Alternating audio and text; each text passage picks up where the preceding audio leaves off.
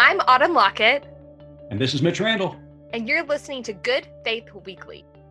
Welcome to Good Faith Weekly. And on this episode, Autumn and I are going to catch up a little bit. And then we've got two special interviews. We're first going to talk to Dr.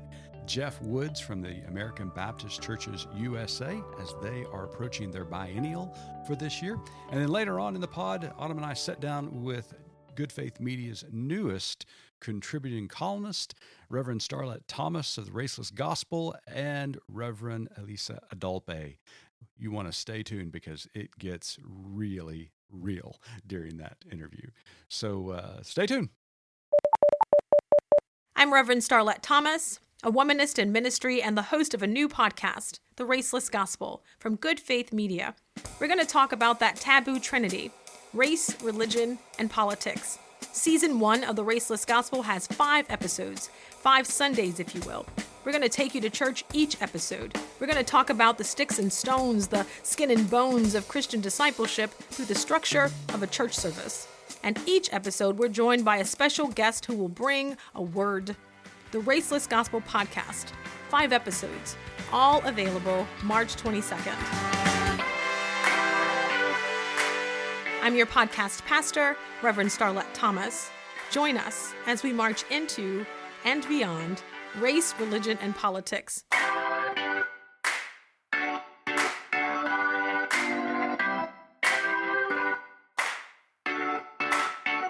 Learn more at goodfaithmedia.org.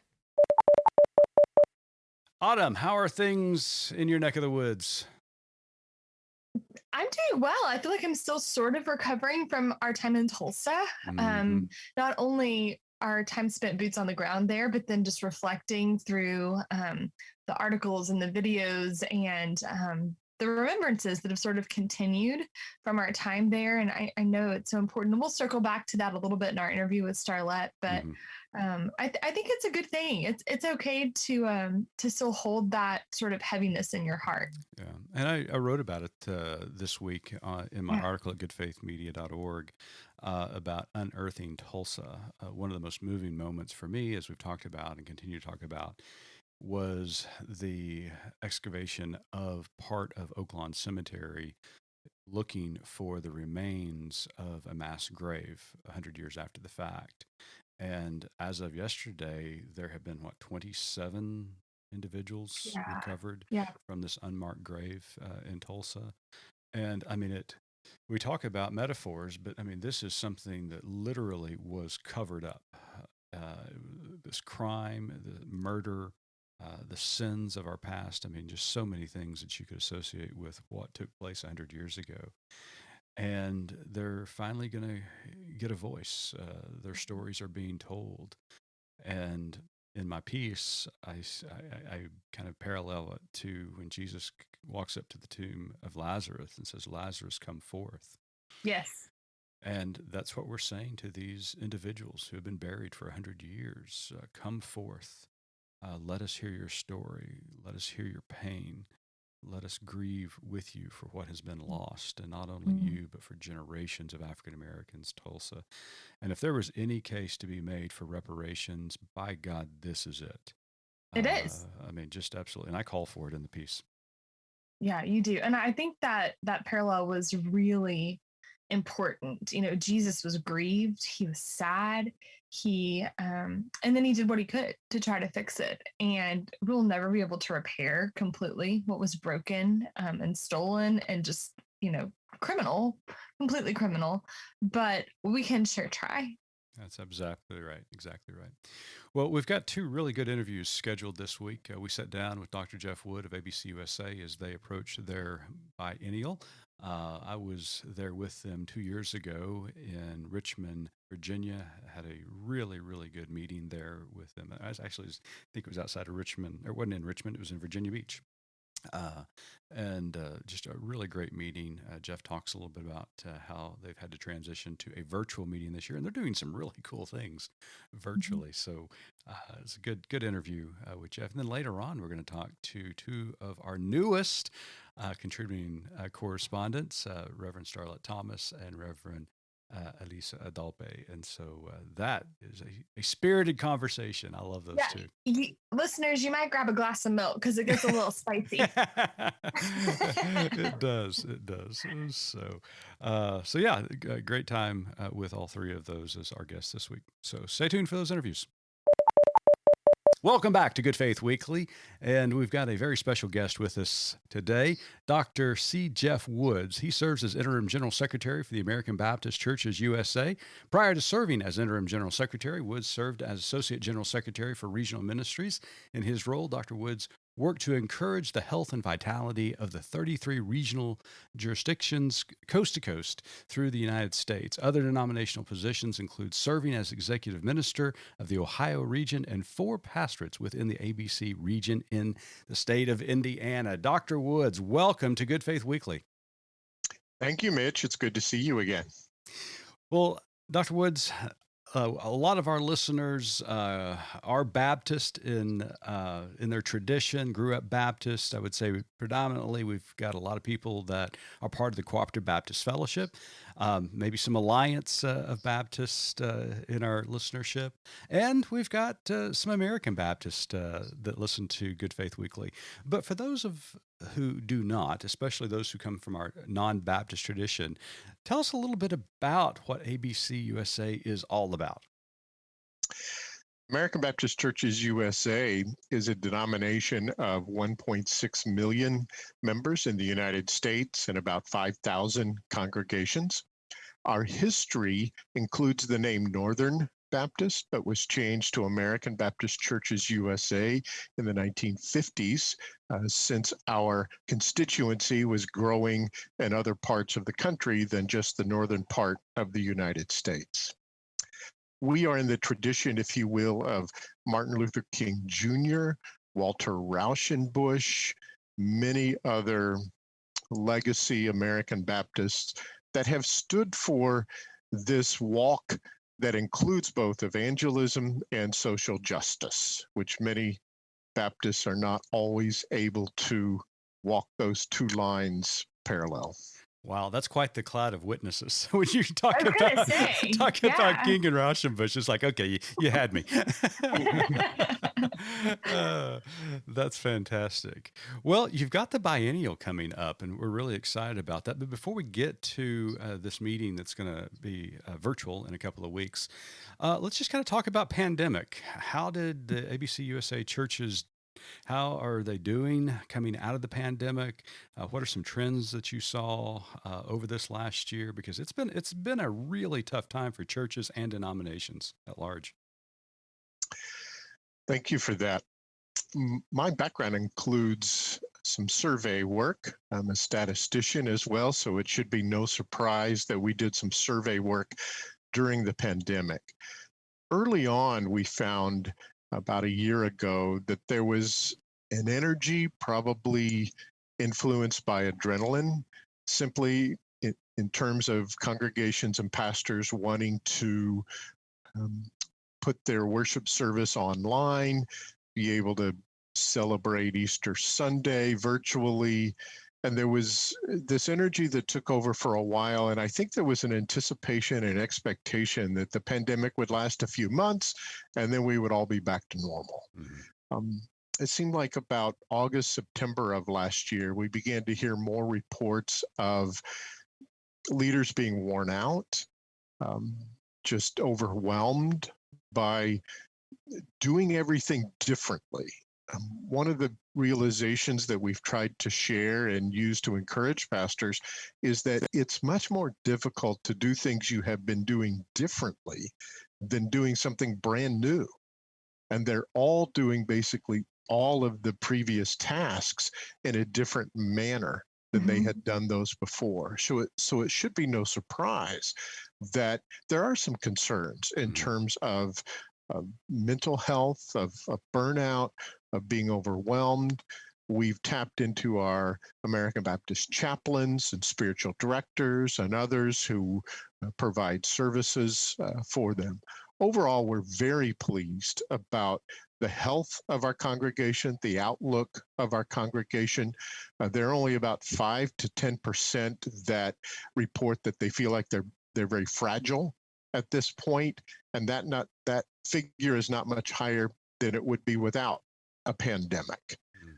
But we also don't want to ignore this situation of the need of local church pastors to receive, to ensure that they have an adequate support network in place and are receiving the care that they need to be able to lead their congregants.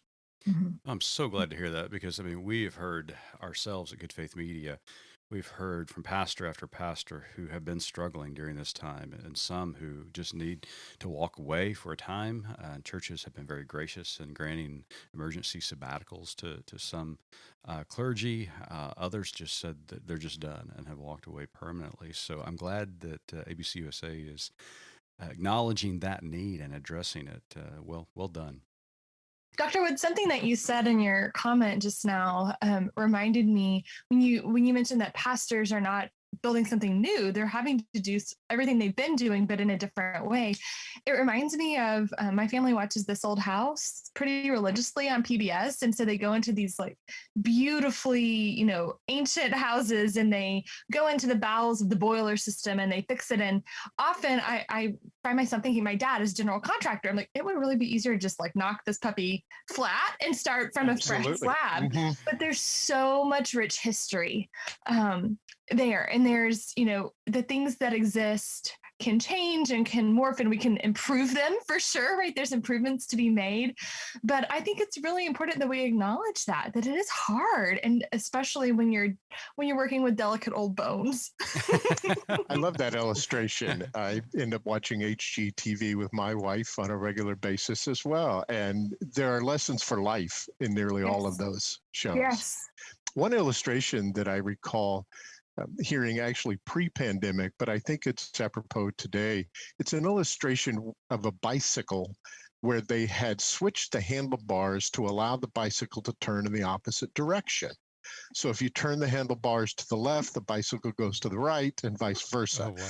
And it's hilarious to watch people try to ride the bicycle, and they cannot go 2 inches, 4 inches without falling over. And so then apparently someone mastered this bicycle, and it took months for this adult to be able to master this bicycle. Statistics, if you will, that it takes much longer to relearn an old skill than it would be, for a person to learn how to ride a bicycle for the first time. Yes. And we just have to extend grace, right? Yes. I mean, that's the answer. Yeah. Yes. And again, I want to reiterate that overall, we're very pleased with the health of our pastors, with the response of our congregations, with their ability to be re-energized and try new things. But we cannot ignore the toll that work takes upon our pastors. And the skinned knees and elbows. That's all, right? Again, great illustration. Figuratively. That's right. No. Well, speaking about some of those bruises, not only did we go through a pandemic this last year, but we also went through one of the most pivotal social justice moments that I can think of in my lifetime, following the death of George Floyd and Breonna Taylor.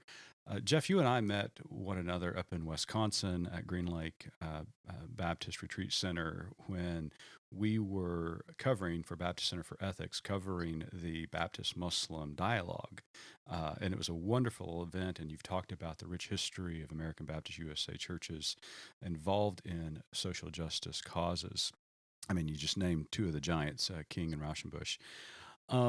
How did churches respond to this movement advocating for racial justice this last year? Because I know some of the pastors that I've talked to, some of them, the churches have been very supportive, but others have not. And it was really surprising to those clergy when they didn't receive the support that they thought was there.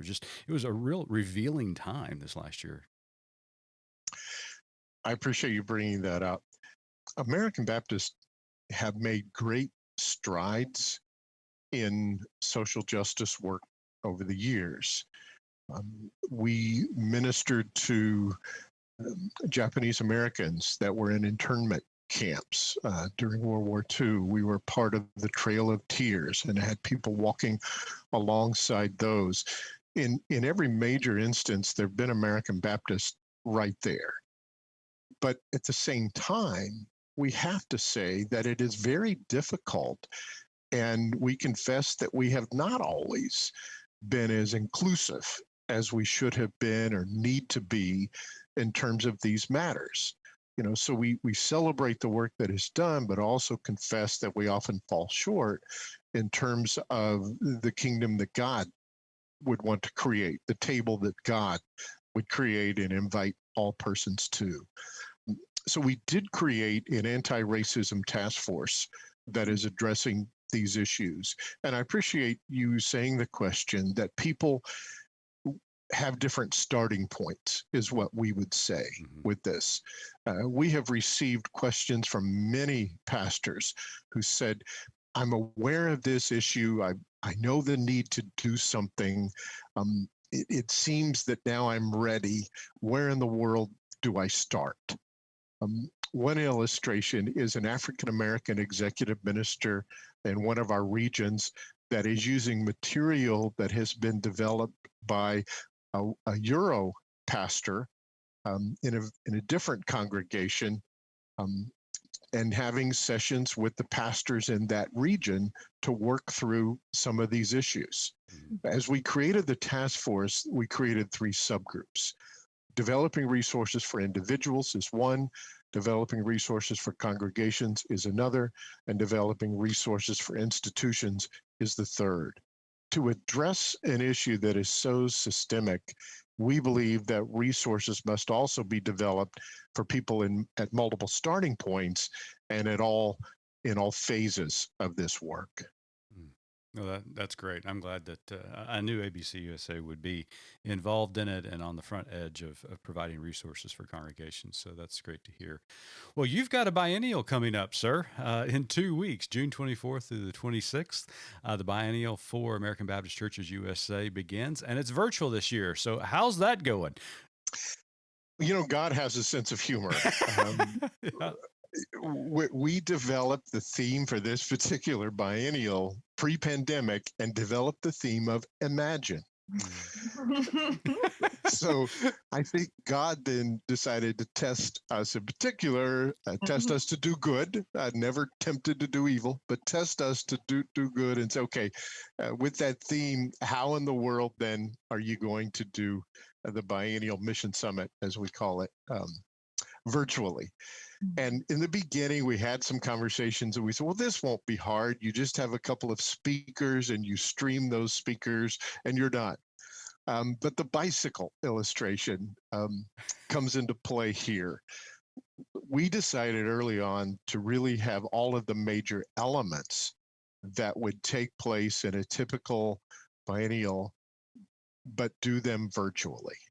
And we're really proud of the team that we put together and their performance. And I just have to give a shout out to Tina Kiernan, our biennial program coordinator, Jeremy Fackenthal, our producer, Cherise Shedritt, our registrant, that have worked multiple hours, many months in putting this together. But for instance, when you go around to a particular booth, if you're in person at a biennial and you meet people, we have those. We have virtual booths. There's basically a website for all of the different booths that you would see. You can make appointments and meet people there. You can watch videos. You can even gather the goodies that you would pick up from one of those booths. As you register, you clicked on, I'd like to receive what we call an experience box, and you then participants are receiving a mug. Join us at this hour, get your own cup of coffee. It includes communion elements for communion, the kind of goodies that you would pick up at a booth. That's fantastic. You can click on even a person's name. If you wonder if this person is present, click on their name, make an appointment with that person, and have a virtual chat, just as you would do in person, seeing people that you only normally see every couple of years. Wow. That's great. I mean, wow. I mean, it's very interactive. So you guys have done a fabulous job. Extremely interactive. Yes. So I was It looking. is a little. Yeah, I'm go sorry, ahead. it No, is go a ahead. little expensive. And so we've had to try to just explain that to people, that if you add up all the contact hours, this is less than $7 an hour. It's a little more than $100 for a registration, but it includes all of this interactive material, an on-demand library, a week-long schedule of activities, and so forth. Yes. Yeah, I was looking at the program, and man, you've got some heavy hitters for keynote speakers, a lot of great programs. Now, I'm going to be honest with you. I am going to be very disappointed if the opening number is not somebody dressed up as John Lennon and Yoko Ono singing Imagine. But There's still time. I'll check with our production team. Yeah, they're always happy to have new ideas in the last week of preparation. That's right. They can email him at mitch@goodfaithmedia.org with their comments. Thanks, Autumn. Well, Jeff, tell us a little bit. What are you looking forward to? I mean, there's so much rich material, and we obviously don't have time to go through it all. We encourage people to go to abcusa.org to find out more about the biennial. But tell us kind of some of the highlights you're looking forward to. Yeah, we're really excited about our keynote speakers. Winterbourne Harrison Jones has connections with American Baptist over the years, but he is a tremendous speaker.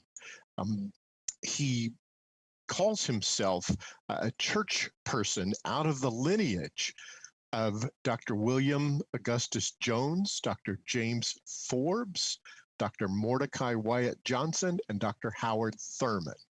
He self-describes himself in those traditions. Wow. He has degrees from Colgate Rochester Divinity School and American Baptist School, Lilly School of Philanthropy, Harvard University Graduate School, Hertie School of Governance in Berlin, Germany.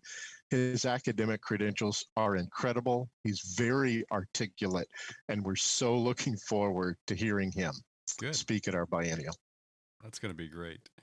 And listeners can find out more about the biennial at ABC. It's hyphen, right? abc-usa.org. Also, we'll have that linked in our show notes. Okay. That's great. And we do have a separate biennial registration website. It's simply www.americanbaptist2021.com. AmericanBaptist2021.com if they want the direct link to the registration. Great. Well, Dr. Woods, thank you so much for being with us today on Good Faith Weekly. We know that you are extremely busy 2 weeks outside of the biennial. To our listeners, we just want to encourage you to log on and to register for the biennial. I was there in person in Richmond 2 years ago, had a wonderful experience, learned a lot, made a lot of great connections. I am disappointed that we're not going to be in person again this year, but this sounds like you've done a fabulous job creating this virtual event, and it's really going to be a success, I think. Could I just add the two other keynote speakers? Oh, yeah, sure. Yeah. Brianna Parker, if you're not familiar with her, she's a young African-American who launched the Black Millennial Cafe. Mm-hmm. And the cafe helps persons reach out to millennials, African-American millennials in particular. But her work is incredible, and we're also looking very much to hearing her as a keynote speaker. Yeah, that's great. I don't know if you've ever had Susan Sparks on your air before, but Susan is the only female comedian with a pulpit in the United States. Now, I know that there are many pastors that say I'm a comedian, but she has the credentials to be a comedian. She's been on ABC, CNN, CBS, the History Channel. She's a real comedian with real credentials, and she's an American Baptist pastor, Madison Avenue Baptist Church in New York City. She's doing a comedy hour for us also as a part of the biennial. There's so many pieces. Ralph Warnock is giving a preview of a video that our American Baptist Historical Society is doing with him. And there are many other elements, but I just wanted an opportunity to mention those other speakers. Thank you for that. Wow, that is fantastic. Yeah, I know Reverend Sparks. She is a delight and a hoot at the same time. Yes. Well, Dr. Woods, thanks again for joining us at Good Faith Weekly. And to our listeners, again, sign on and register. It's going to be a great biennial for ABC USA churches. It is. And as you know, our tagline at Good Faith Media is there's more to tell. So as we wrap up today, Dr. Woods, can you tell us what your more to tell is? I would say that it is important right now to lift up a situation in the country of Myanmar, Burma. Our first missionaries were sent to that country, and they have had 100-year civil war that really came to a head this year. They finally were allowed to have democratic elections in 2015, then again in 2020, November of last year. And the Democratic candidates received 75% of the vote last November. The military at that point realized that they would no longer be able to control the country. They arrested and continued to detain the elected leaders there, and over 800 protesters have been killed. And Mitch, the average age of the persons killed is 17 years old. Oh my gosh. They're killing children who are protesting the military coup that is there. Oh. This is also, though, where the work of a denomination comes in. We have received reports on the ground. We use those reports to really advocate, not only pray, but advocate for the needs that are there. We have had opportunities to meet with U.S. senators, congresspersons, members of the White House. Part of the reason for getting an audience is we do have 80,000 members of the Burma diaspora here in the United States. And so we're gathering information, advocating for them, meeting with others. One person from the White House said, I've had better information on this call than I've had the last 6 months in my own sources. Right. I mean, so that does, tell the work of a denomination, that where we have these connections, and can gather the information, try to advocate. But the situation, though, just continues to worsen. And so I would just ask, the listeners to pray for the situation of Myanmar as well. We do have a call to prayer with up-to-date information if persons want to do more on our ABC USA website. Thank you for the opportunity to lift up that need also. Yeah, thank you so much for sharing that with us. So we really, really appreciate it. Well, thank you for joining us. And for our listeners, stay tuned. Autumn and I are going to sit down with two of our newest contributors for Good Faith Media, Reverend Starlette Thomas and Reverend Alyssa Adal. So stay tuned. Welcome back to Good Faith Weekly. And on this episode, we've got two very special guests with us because they are employed by Good Faith Media. Reverend Starlette Thomas is a contributing correspondent, the host of the Good Faith Media podcast, The Raceless Gospel, and a member of the Good Faith Media Strategic Advisory Board. She is an ordained Baptist minister. She served previously in both local churches and denominational entities. She is presently pursuing a doctorate of ministry degree at Wesley Theological Seminary in Washington, D.C., studying ecclesiology and the intersection of gender politics and race and their interplay for a transformative spirituality. And she resides in Bowie, Maryland. Reverend Alyssa Adal is a contributing correspondent for Good Faith Media. She has served as a pastor in churches in Georgia and D.C., holds a BA from Samford University and an MDiv from Mercer's McAfee School of Theology, where she discovered her love for writing, and she lives in D.C. Starlette, Alyssa, welcome to Good Faith Weekly. Thanks for having us. Starlette, you recently traveled with us with Good Faith Media to Tulsa, Oklahoma to cover the 100-year, it says anniversary, but it's not really an anniversary. Commemoration, I guess we might say, Sure. Of the Tulsa race massacre. So can you tell us about the trip and what you learned? I think the struggle is real in that and your inability to name it, because we're just now learning Yes. about it. So it's hard to remember something that people work so strategically to get people to forget. So yeah, we came to be informed of what happened, to learn the story. And what we found out as we walked the streets there is that people really still didn't know why it all happened. And the fact of the matter is, it shouldn't have happened. 12 miles of community, 35 blocks of community where people lived and worked and played was destroyed over a lie people chose to believe. They still can't get the story straight, and that sticks with me. We heard those conversations, didn't we, in stores? You were in the store and they were like, well, I thought it was this, and I thought they were that, and I thought this was, they still don't know why it happened. 300 people died, and they have no rationale as to why. Hearing that in person, knowing that there are stories that we have to tell in order for us to do things, the things that we really want to do, which is destroy other people. And human beings need to embrace that we have lives that maintain a level of comfort, that maintain privilege, that we tell ourselves stories, we tell our children stories, we maintain narratives that keep us divided for the purpose of capitalism. It's all said and done. It's about me having more than you. And if you have more than me, me, keeping more than you. Oh, absolutely. Yeah. To keep it unbalanced. And so, yeah, we covered that and uncovered that a lot of us don't know much about the Tulsa race massacre. And so, no, you're right, again, to say, what do we call it? When everybody I talked to, when I got home, said I didn't know anything about it, including yesterday. So I didn't know. I thank you for covering that. I had no idea.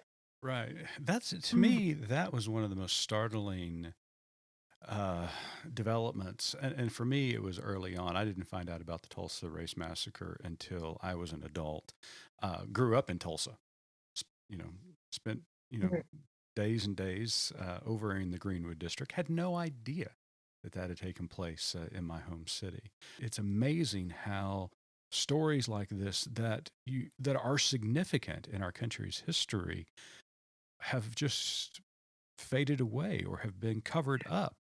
And that was doubly emphasized when we visited the Oak Lawn Cemetery there in Tulsa. We happened to be there on the day when they were attempting to exhume bodies that had been buried there at the cemetery in unmarked graves. It was too wet for them to do it the particular day we were there, but a couple of days later, after we had left, they actually discovered 6 more bodies there at the cemetery that were in a mass grave. The news this morning said it's up to like 24 now. Did you see that? Right. I haven't seen That that. was in the local news this morning. It's sickening. I think there's a violence to the silence.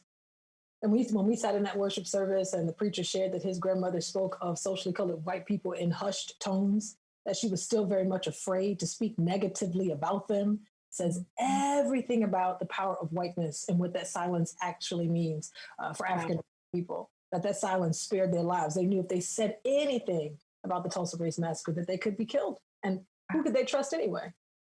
When you have a government that is deputizing citizens, you highlighted that so beautifully. We never claimed this week dropping on you. I mean, who can you trust when the deceit is organized, when the violence is structured and happens over time? They still whisper about it. So the fact that we got to be there and to amplify those voices means that much more to me. Yeah, and it was a microcosm, but it was a metaphor that was extremely real for me. Thinking, and as we just learned today, there's 24 more bodies. The count's up to 24 bodies, about how history is buried, how history is covered up, how history is whitewashed, and literally and figuratively. Exactly. And so, Alyssa, I mean, we've talked about this as well.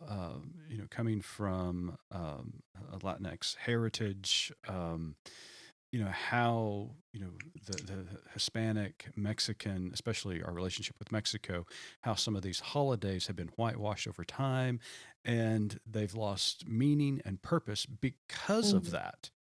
I'm really excited about your generation that are telling these stories and making certain that they are accurate and told and heard.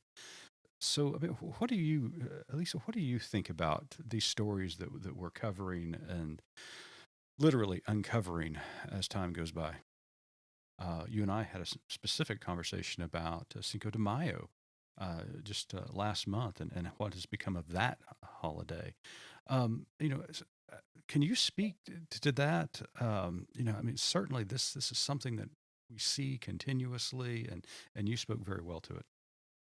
Yeah, thanks. One of the phrases that I wrote down as Starlette was speaking is, "What do we call it?" Mm. Um, and when we've unearthed something, and there's danger in not naming something, and there's danger in when we allow those in power to name it.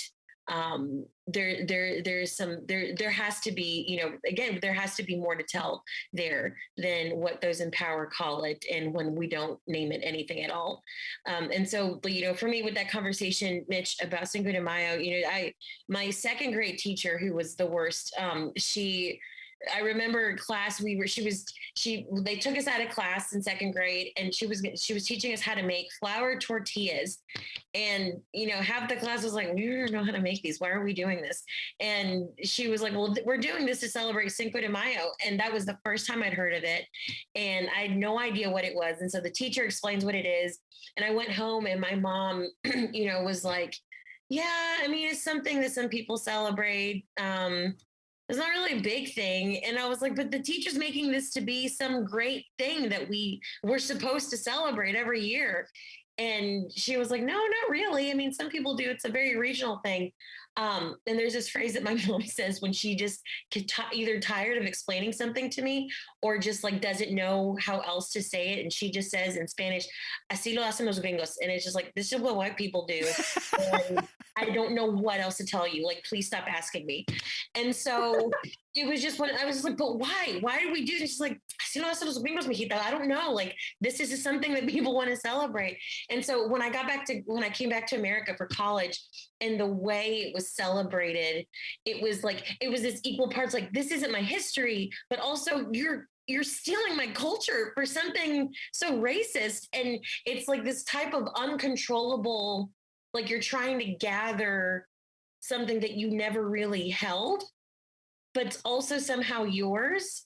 Every year, Cinco de Mayo comes around, and it's just such a hard thing to watch people be in, because it is a big time for Latino businesses, for restaurants.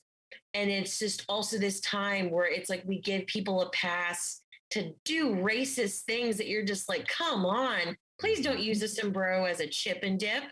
And so it, like, how we name those things, and how we and I think for me, telling the story, and telling a story well, and being able to name what the implications are of those, I think helps put some perspective on a story for folks who have often just seen it as like, oh, just an excuse to do something, or an excuse to celebrate, but let's understand why. Mm. And for me, naming a story is important, and giving, whether it is hard things to name in that, whether it is funny, whether it is triumphal, I think being able to give a name to something, and tell the story honestly and with truth, I think helps us shine light, and doesn't make us weaker, but I think makes us stronger as storytellers, and people of faith who, tell this story, this long, long-winded story, of hope. And I think it helps us say it well, and it helps us keep us on. It keeps us honest, I think, as people of faith, in a country that was founded on horror for many people. I think telling stories honestly and truthfully, as people of faith in America, actually helps us and not makes us weaker. Right.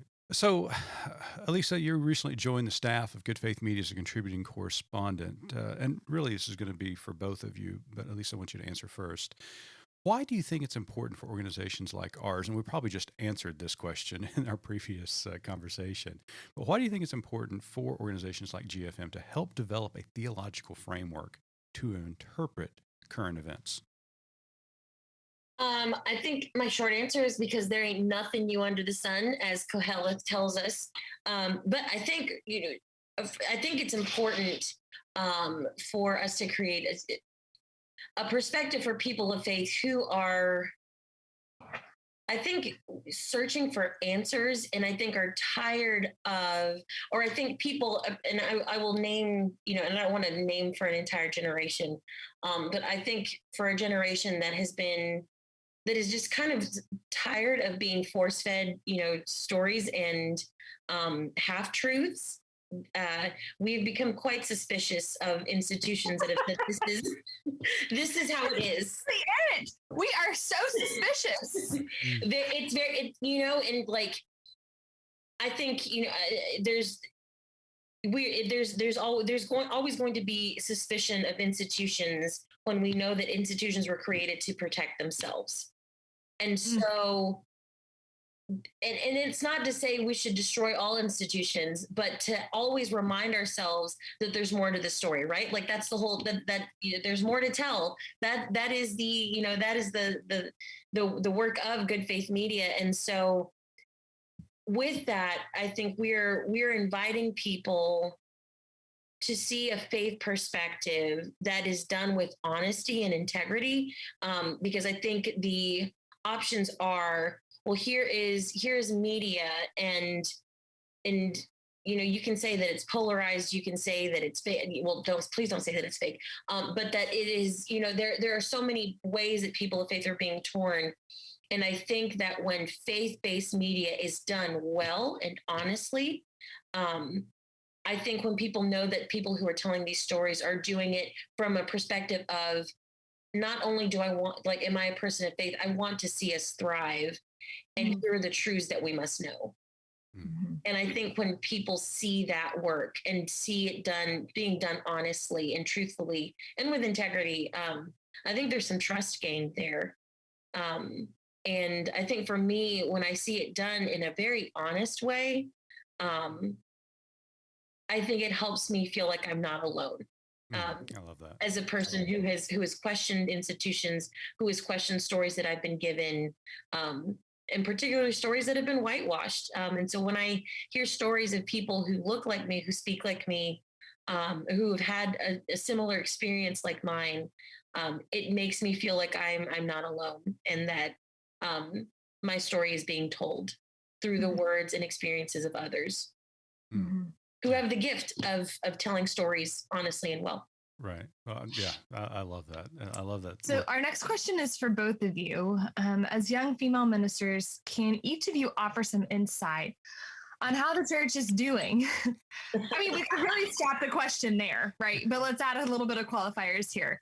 Doing and supporting women in ministry, especially in leadership roles. And I have a follow-up to this too. So how's the church doing? And then also, how are women doing in supporting women in ministry? Because I think there's an interesting angle there. Anyway, we'd just love to hear both of your thoughts on that. I'm going to set this one out so you two can take it.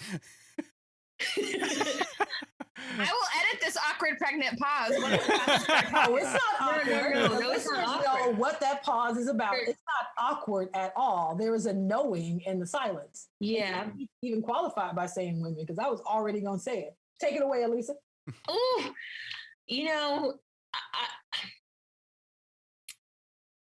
I have learned, I need to start with saying, when my parents are missionaries, they've been missionaries for 20 years now. This is their 20th year doing this work. And I remember there was this big shift for us in our familial faith life, because they said, they were like, we need to be involved in churches and faith communities that affirm, I remember my dad saying that affirm both mom and dad. And I didn't understand that. And they said, there are some faith communities that don't affirm that, that your mom wants to be a missionary as well, or a pastor, and they do not affirm that. And I remember thinking, well, that's dumb, because, people like men aren't the only smart people in the world, and women are smart too. And it was very confusing to me. And so then it just became, for a child to have that shift and, to equate one denomination as the one for women and another denomination as not for women. And so there was that very concrete understanding of what it was. And so for a very long time, my understanding was this one denomination is for women, like they are for them. And then yet not seeing it in practice and not seeing it in practice by men and women. And then struggling to find the language to understand that. And it really was by writers, by women of color. Mona Eltahawy wrote this book it's called The 7 Necessary Sins for Women. It is like my second Bible. And she has this whole thing about how women will still protect patriarchy, because in doing so, there's this sense of we will still win if we do that. And I remember, like, when I heard that, or when I read that phrase or sentence, it just so many things clicked for me about women in ministry. And I say that to say, I think there is still some fear about being about being women in ministry and about being our whole selves and not these archetypes that we have been set up to be. You can either be the badass, I don't care what you think about me. I don't know what I'm allowed to say on this podcast. But, don't worry. I don't care what you think. I'm going to be who I am. I'm going to say these truths. Or there's I need to be really nice, and I need to be extremely pastoral, and I need to make sure every single person and every single man in this room never, ever feels uncomfortable, and no one should ever choke on who I am. And it's just like, that's what we've been given. And it's not fair. And it's exhausting because we're not allowed to be our full selves, because we're either one or the other. And there's no room to be anything other than those two things. And then when you're a woman of color, you have to be just as pastoral, just as nice. Your voice has to be just as tempered, if not more, because anything other than sweet and kind is playing into some expectation or some stereotype that you've already been put in of understanding, oh, well, here's this spicy Latina who's just angry and who's gonna, say something spicy, and it's just, there's so many boxes that women, or not so many, there's boxes that women are put in ministry that don't allow us to be complex people. And in doing so, don't allow us to be pastors who can fully speak to what it means to be a human and what it means to be complex and live in a world where live in a world as a person of faith. And I think for the women who have come before us, who paved that trail, thank you. And also, there's still so much more to learn. And I think that's, for me, that's where the state of ministry for women in ministry is. And there's still so much work to be done. Yeah. Well, I mean, wow, there's a lot to unpack there, but because it was just great. I mean, it was fantastic. No, it was wonderful. So this was never my struggle. My first pastor was a woman. So someone, when I announced my call to ministry and someone looked like they had a doubt, I could care less. I had already seen it. And you couldn't unsee it. Also, when God called me, it wasn't a 3-way call. It wasn't on a group chat. It wasn't in a Zoom meeting. It wasn't part of a Facebook group. So I could care less. And this is just me. I could just care less. I've also lived long enough to know that everybody is complicated. Everybody has a spicy or a passionate side, and everybody has a pastoral side. That is the lie of white supremacy, that whiteness and white people are kind. Can we go back to Tulsa? That myth of the nice white people. Like, we need to kill that. Yeah. Because clearly there is rage, there's anger, there's panic, there's fear, and there's a passion around it that makes them feel empowered to kill people. So I don't feel the need to be boxed into anything, because if we keep talking like that, it suggests that these socially colored white people don't have, like, we haven't seen rage. Can we go to January 6th? Absolutely. But we have to tell the story in a way that shows that everybody is just as complicated, just as hypocritical, that we live and move and have our being in ways that conflict. And that when I was pastoring, I did both. When I felt pastoral, I was. When I felt that the moment called for prophetic, I did. But we do know that following Jesus will get you kicked out of the church. And I have no problem with that because I'm going to be my full self. I refuse to live my life apologizing for my existence to human beings. I am here, therefore I belong. And there's nothing more that I need to say about it. These are people, and we give people power. This is people power. This is not divine power. These people will not always be. And I think when we start to talk, and I had to have a little come to Jesus meeting with somebody very recently about their privileges and the need to divest of them. You can read about them in next week's column. Well Shameless played. plug. There's a need to remind people that you're no different than, no better than me. Yeah. Not based on your gender, your race, your socioeconomic status, your geographic location. You are made of the same dirt as me. And last time I checked, God doesn't make people using secondhand dirt. And I wasn't created in some sweatshop, kept off the books, created a little lower than men. So miss me with all of that. I have a little bit of life left to live, and I'm not going to spend it in the mind of somebody else caring about how they think about me. My biggest enemies have been women. Every door that's ever been open for me has been from a man. I have not been helped by women for the majority of my ministry. That's what I have to say about women in ministry and women helping women. Women have been, have gotten in the way more so than they've helped me. Yeah. Let me ask you. Yeah, it's not talked about. Oh, right? I can talk about it. No, it's But, not. like, I don't hear that. I'm like, men, keep us out. And I'm like, No, it's not my experience. There is when you know that tote bag that's like, live your life with the, with the arrogance or something of a mediocre white man. And it's so frustrating to me because it's like, ma'am, no. Let me tell you how many times a mediocre white woman has been praised for doing the bare minimum. And I have to have the best English. I have to speak I have to speak eloquently. I cannot ever lose my temper. And if I wear a red lip, it is because I'm feeling sassy today. It is like, let me tell you, like, can I be mediocre, please? Yeah. Yeah. But you're not. That's the thing. Oh, thank you. That's the problem. And so that's the problem, right? But I think right, and that is we don't talk about enough how women. Like, and I think I tweeted the other day about like not all women support all women, and what I feel there is that like there is an issue with women still trying to protect the patriarchy in a way that ultimately hurts other people. And I'm not just like I'm talking about all women who identify as women, and there is a way that is harmful, and we do not talk about it. And I think in particularly in ministry, and I say this because it is still a very new concept that women, that we have like a second and third generation of women faith leaders. And we need to name that there were some really hard things that those first two generations had to go through. And there are some really painful scars that they bear.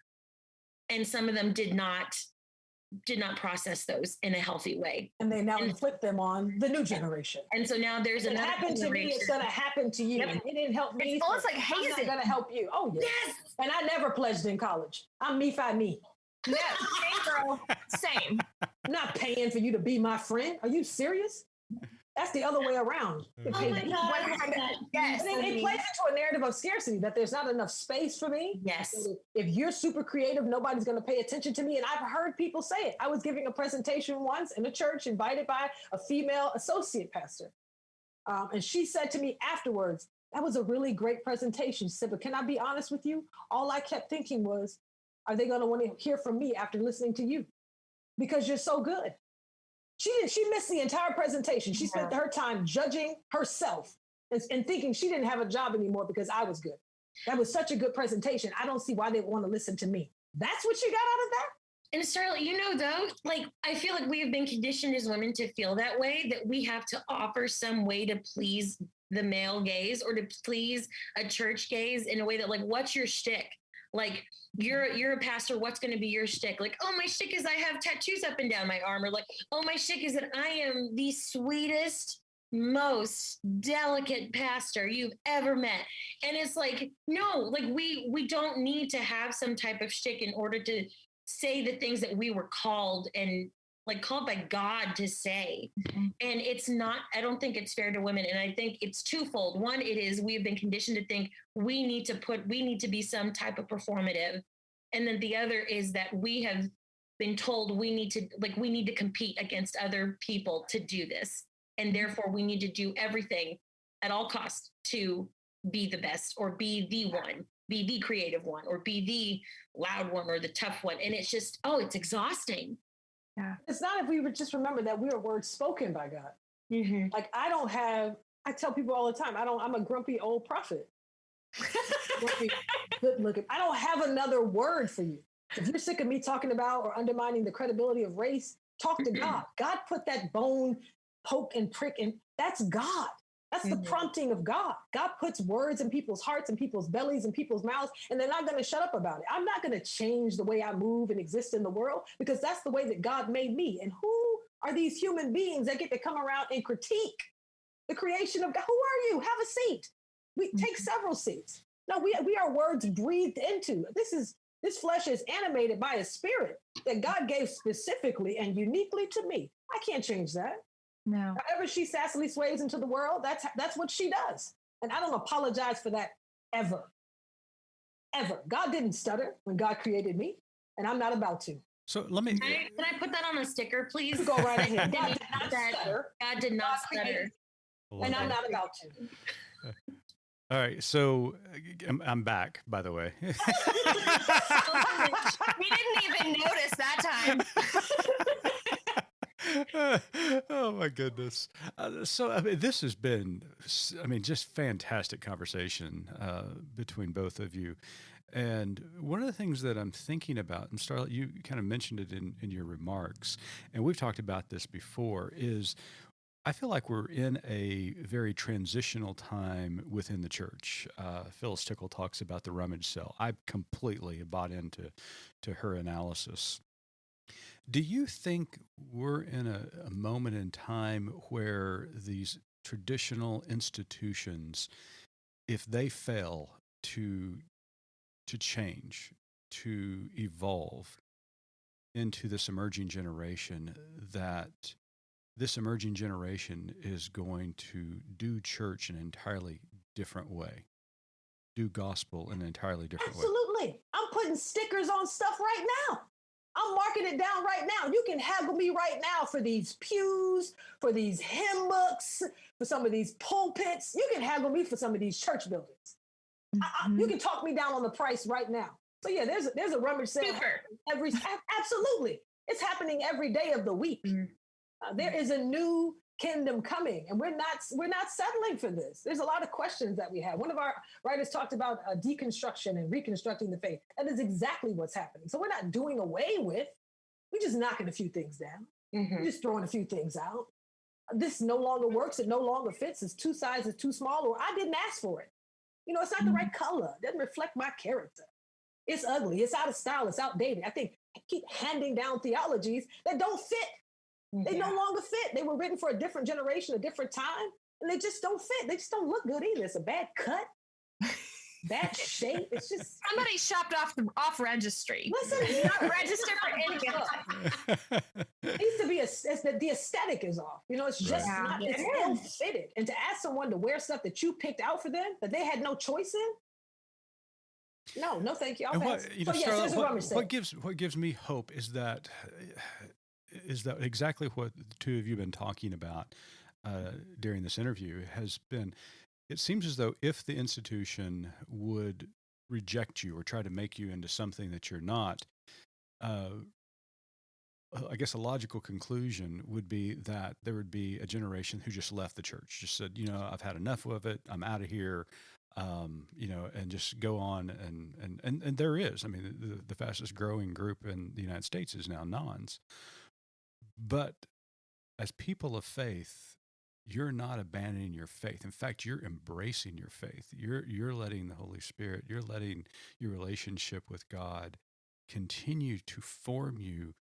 But your generation is open to new ways and new avenues to do ministry and to be prophetic. And that's what I love about this, is that the church is changing, and I'm excited about these changes. I'm leaning into them. I want the church to change, and I want to follow where the Holy Spirit's taking us, because it's exciting. It's dangerous places. It may get us killed, but the guy we call Lord had something to say about that too. That's right. Well, my gosh, this has been robust, even though we have muddled through some technical difficulties. Thank you both for joining us this week. We are glad that you're part of the Good Faith Media team. I wake up every morning just thanking God for the team that we have at Good Faith Media, because it is outstanding because of people like you. Alyssa, you're the newest part of this team. We're grateful that you've joined our team. Starlette, thank you for what you're doing with the Raceless Gospel. And Autumn, as my co-host and cohort in this, thank you for standing beside me and pushing me and leading me. I appreciate all that you do as well. And mostly reminding you to hit record, right? I mean, let's just say. Oh, wow. I didn't hit record. I'm sorry. No. It's all on tape. In fact, I think I've got 3 files from this interview. So before we let you guys go back to your writing, Autumn's got one last question for you. I do. So our tagline at Good Faith Media, as you know, is "There's more to tell." Although we may be adding the subtitle, "And God Didn't Stutter," but we're going to have to talk about trademark and stuff and IP law later. Tell us, based on our conversations today, what is your more to tell? That a new story is coming. Love it. That's good. I'm at a loss. I think we just need to end there. I think what is more to tell? I think of what my therapist recently told me, and I told her that for a very long time, I was worried about being too much for people. And she reminded me of let them choke. And I think it is be you, do not hold back. And I think that is really important for everyone, is that do not hold back who you are. And I think our queer sisters, our queer siblings, are reminding us of that this month, and being unapologetically them. And I think we need to all be reminded of that, is do not hold back. I love that. You get the last word. That was great. Well, Starlette, Alyssa, thank you so much for joining us on Good Faith Weekly. It's been a delight and been very insightful and inspiring. So thanks for being with us this week. Thank you for having me. It was fun talking to y'all. Listeners, thank you for tuning in to Good Faith Weekly. We appreciate each and every one of you, and we will see you again or hear you again next week. So until the next episode, keep living good faith.